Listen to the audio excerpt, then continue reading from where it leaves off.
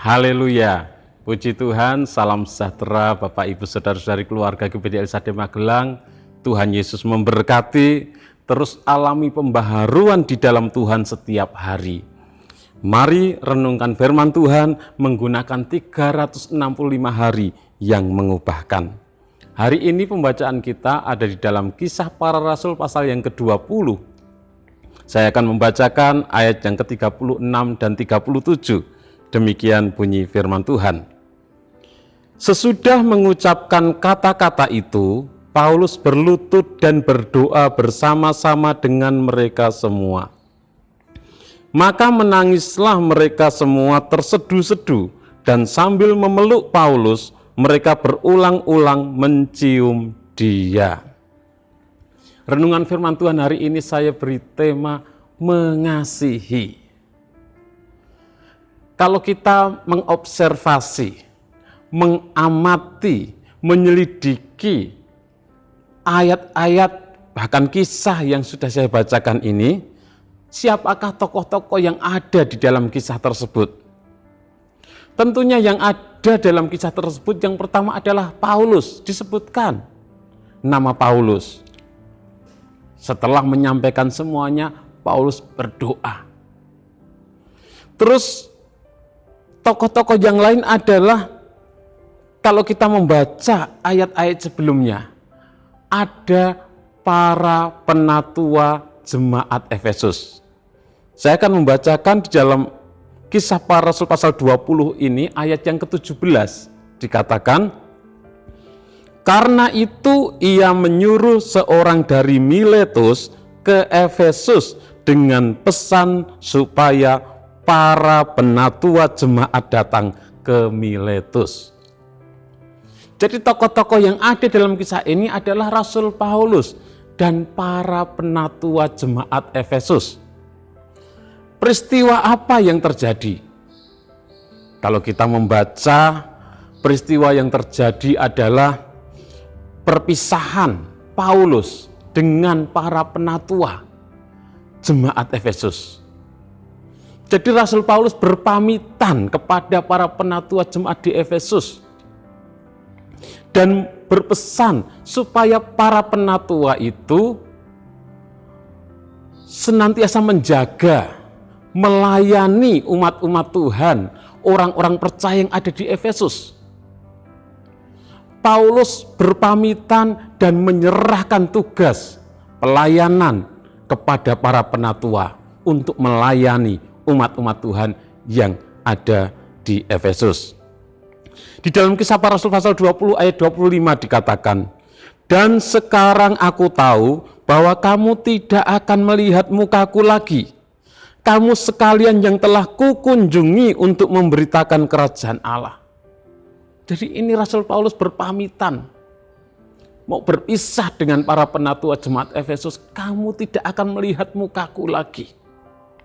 Dan di dalam ayat 28 dikatakan, karena itu jagalah dirimu dan jagalah seluruh kawanan, karena kamulah yang ditetapkan Roh Kudus menjadi penilik untuk menggembalakan jemaat Allah yang diperolehnya dengan darah anaknya sendiri. Inilah pesan perpisahan dari Paulus supaya para penatua jemaat di Efesus untuk menjaga, memelihara umat-umat Tuhan yang ada di Efesus. Di mana peristiwa perpisahan Paulus dengan para penatua jemaat Efesus ini terjadi? Kita sudah membaca. Perpisahan ini terjadi di Miletus. Di dalam Kisah Para Rasul pasal 20 ayat 17 dikatakan, karena itu ia menyuruh seorang dari Miletus ke Efesus dengan pesan supaya para penatua jemaat datang ke Miletus. Jadi para penatua jemaat Efesus itu diundang untuk datang ke Miletus.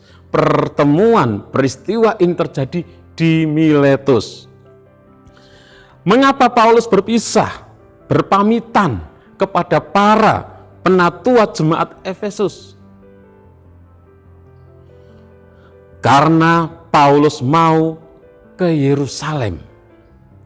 Mau pergi ke Yerusalem dengan buru-buru. kalau memungkinkan pada hari raya Pentakosta, dia sudah berada di Yerusalem. Sehingga dia tidak sempat ke Efesus untuk berpamitan, sehingga memanggil para penatua jemaat Efesus untuk datang ke Miletus dan berpamitan. Perpisahan terjadi di Miletus itu. Jadi mengapa Paulus berpisah dengan para penatua jemaat Efesus? Karena dia mau pergi ke Yerusalem. Di dalam ayat 16 dikatakan, Paulus telah memutuskan untuk tidak singgah di Efesus, supaya jangan habis waktunya di Asia, sebab ia buru-buru, agar jika mungkin ia telah berada di Yerusalem pada hari raya Pentakosta. Jadi dia mau pergi ke Yerusalem dengan buru-buru, sehingga dia berpamitan, ada perpisahan, tempatnya di Miletus, pamitan kepada para penatua jemaat Efesus. Dan bagaimana respon yang terjadi ketika Paulus berpamitan, ketika Paulus berpisah dengan para penatua jemaat Efesus? Respon yang terjadi adalah para penatua jemaat Efesus, mereka menangis terseduh-seduh. Mereka memeluk Paulus dan mencium Paulus berulang-ulang. Para penatua jemaat Efesus sangat berduka cita, sangat sedih dengan perpisahan yang akan dialami dengan Paulus. Kita sudah membaca, saya bacakan lagi Kisah Para Rasul pasal 20 ayat 37 dan 38. Maka menangislah mereka semua terseduh-seduh, dan sambil memeluk Paulus, mereka berulang-ulang mencium dia. Mereka sangat berduka cita, terlebih-lebih karena ia katakan bahwa mereka tidak akan melihat mukanya lagi. Lalu mereka mengantar dia ke kapal.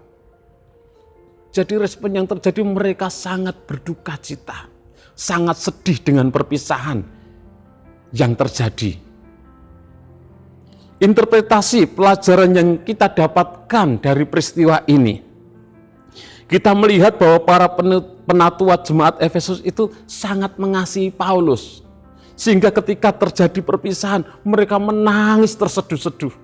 Mereka memeluk Paulus, mereka mencium Paulus berulang-ulang karena mereka sangat mengasihi Paulus. Sebagai jemaat Tuhan, sebagai umat-umat Tuhan, kita harus mengasihi pemimpin rohani kita. Kita harus mengasihi Ibu Gembala. Kita harus mengasihi hamba-hamba Tuhan yang sudah mengajarkan kebenaran kepada kita, yang sudah membimbing kerohanian kita. Jadi pelajaran yang bisa kita ambil, kita harus mengasihi pemimpin rohani kita. Yang kedua, Paulus sangat dikasihi oleh para penatua jemaat Efesus karena hidupnya menjadi teladan yang baik. Jadi pelajaran yang kita bisa ambil, kita sebagai anak-anak Tuhan harus hidup menjadi teladan yang baik. Hidup kita harus menjadi berkat. Hidup kita harus mempermuliakan nama Tuhan. Di dalam Kisah Para Rasul 20 ayat 34 dan 35, saya akan bacakan. Kamu sendiri tahu bahwa dengan tanganku sendiri aku telah bekerja untuk memenuhi keperluanku dan keperluan kawan-kawan seperjalananku. Dalam segala sesuatu telah kuberikan contoh kepada kamu bahwa dengan bekerja demikian kita harus membantu orang-orang yang lemah dan harus mengingat perkataan Tuhan Yesus adalah lebih berbahagia memberi daripada menerima. Di dalam ayat yang ke-35 dikatakan bahwa Rasul Paulus sudah memberikan contoh, memberikan teladan kepada para penatua, kepada jemaat yang ada di Efesus, kepada orang-orang percaya. Jadi hidup Paulus itu menjadi teladan yang baik, sehingga dia sangat dikasihi oleh para penatua jemaat yang ada di Efesus. Kita harus menjadi teladan yang baik, menjadi contoh yang baik, aplikasi dalam kehidupan kita. Kita harus mengasihi pemimpin rohani kita. Dengan cara bagaimana? Menyenangkan hatinya, yaitu dengan kita menjadi domba-domba, menjadi jemaat yang baik. Ketika kita menjadi umat-umat Tuhan yang setia beribadah, ketika kita menjadi umat-umat Tuhan yang hidup melakukan firman Tuhan yang sudah diajarkan oleh pemimpin rohani kita, itu menjadi salah satu bahwa kita itu mengasihi pemimpin rohani kita. Dan pemimpin rohani kita pasti senang ketika kita menjadi jemaat yang setia kepada Tuhan, setia beribadah, setia melakukan firman Tuhan. Kita juga harus mendoakan pemimpin rohani kita. Itulah cara-cara kita mengasihi pemimpin rohani kita. Kita menjadi anak-anak Tuhan, jemaat, domba-domba yang taat, yang dengar-dengaran. Dan selanjutnya, kita harus menjadi anak-anak Tuhan yang hidup menjadi teladan yang baik. Di dalam pekerjaan, kita harus menjadi teladan bagi rekan-rekan kerja yang lain. Teladan yang baik. Datang bekerja tidak terlambat. Kerja dengan semangat. Kerja dengan jujur. Bagi anak-anak yang masih sekolah juga harus menjadi teladan yang baik. Datang ke sekolah tidak terlambat. Rajin belajar, tidak mencontek di sekolah, taat aturan yang ada di sekolah, menjadi teladan yang baik. Ialah hidup kita mengasihi Tuhan, mengasihi sesama, dan di dalam firman Tuhan ini kita harus mengasihi pemimpin rohani kita, mengasihi mereka. Harus kita wujudkan dengan kita taat. Kita melakukan firman Tuhan yang diajarkan. Kita doakan pemimpin rohani kita. Maka Tuhan Yesus akan memberkati kita semuanya. Kita harus saling mengasihi. Pemimpin rohani mengasihi jemaat. Jemaat pun harus mengasihi pemimpin rohani. Saling mendoakan. Pemimpin rohani, hamba Tuhan mendoakan jemaat, jemaat juga mendoakan pemimpin rohani yang ada. Puji Tuhan, terima kasih kepada Bapak Ibu Saudara yang sudah dengan setia mengikuti Renungan 79, kiranya menjadi berkat bagi kita semuanya. Bagi Bapak Ibu Saudara yang ingin menyampaikan kesaksian, dapat menyalurkan melalui chat WhatsApp di nomor 0813 2742 0088. Mari kita berdoa. Terima kasih Tuhan, buat kasih kemurahan-Mu, Engkau Allah yang sudah mengasihi kami, Engkau pun mau kami hidup mengasihi Tuhan.